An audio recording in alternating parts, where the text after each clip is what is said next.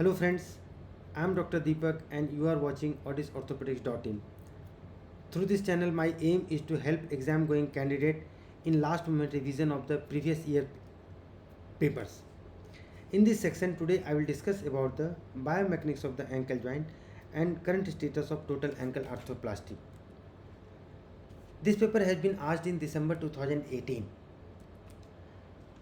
Biomechanics of the ankle joint is important while planning for the total ankle arthroplasty, and the good knowledge of the biomechanics of the ankle joint will help in achieving the near normal biomechanics after the total ankle arthroplasty. Ankle joint is mainly it's a type of complex hinge joint which are mainly composed of the three joint, that is the tibio-talar joint, subtalar joint and transverse tarsal joint. The tibio-talar joint is formed by distal end of tibia and fibula and superior surface of the talus.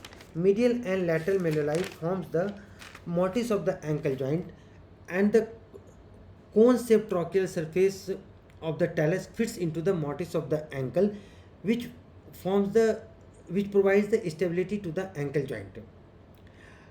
Because of the oblique rotational axis of the trochlear surface of the or the articular surface of the tibio-talar joint, it is not a simple type of hinge joint, it's a complex type of hinge joint. The talus appears anteriorly is to be broader and posteriorly it is to the narrower. That's why during dorsiflexion the anterior part of the ankle fits into the mortise, and which provides the maximum stability to the ankle joint. This conforming geometry provides the good amount of stability to the ankle joint. Coming to the ligaments of the ankle joint, the tibia, there is a ligament between the tibia and fibula, that is the tibiofibular ligament, anterior tibiofibular ligament, posterior tibiofibular ligament, and in between these two ligaments we have the interosseous ligament. There are also ligament which extends from the distal surface of the tibia and fibula to the superior surface of the talus. We have also a ligament which extends from the tibia to the talus, and we have a talofibular ligament and the calcaneofibular ligament. Now come to the subtalar joint. The subtalar joint, it is formed by the superior surface of the calcaneum and the inferior surface of the talus. To understand this, we have to divide the talus and calcaneum into anterior portion and the posterior portion. The anterior portion of the calcaneum is a concave structure, while anterior surface of the talus is a convex structure. Vice versa, the posterior surface of the talus is a concave structure and posterior surface of the calcaneum is a convex structure.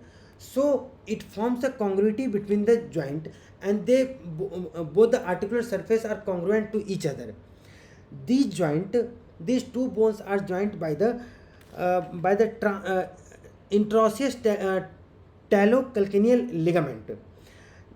This joint is also surrounded by the lateral talocalcaneal ligament, anterior talocalcaneal ligament, calcaneofibular ligament, tibiocalcaneal ligament, and the tendons of the various muscles of the various compartment muscles of the leg.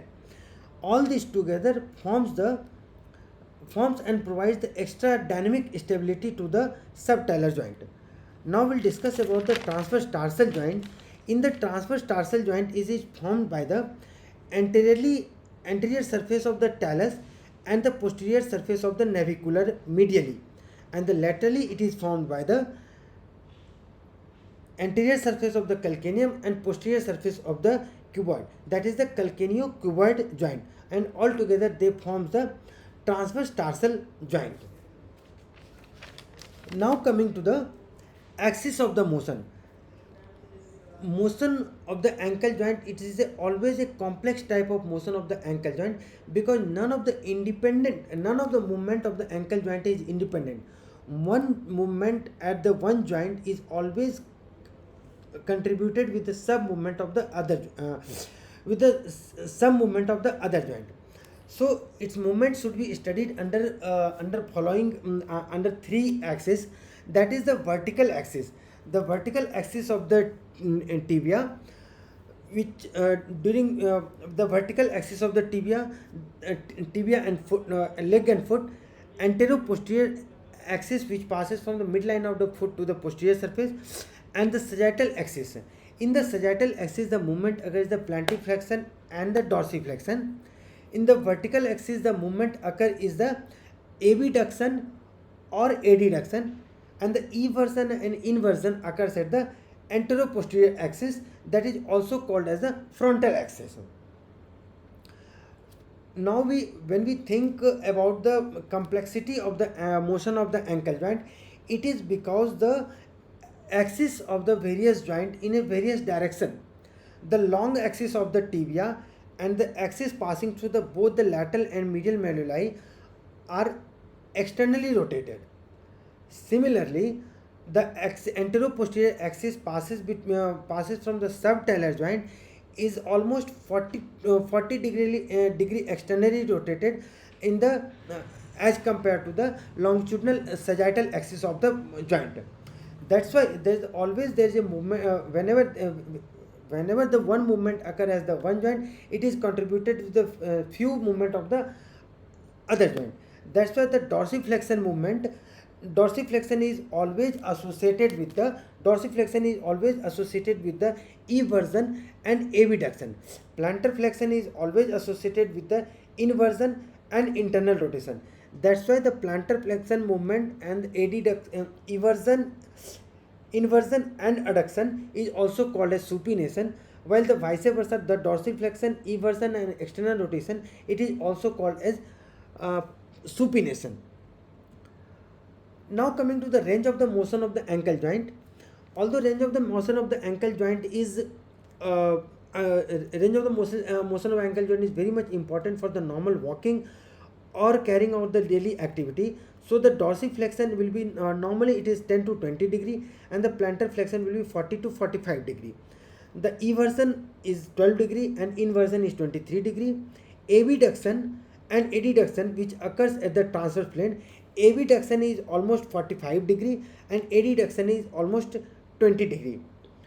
Although these movements are the range of motion is quite high, but to carry out the normal daily activity like running, jumping and or the walking, these many movements are minimum very less movement of the ankle joint is required to carry out the normal activity.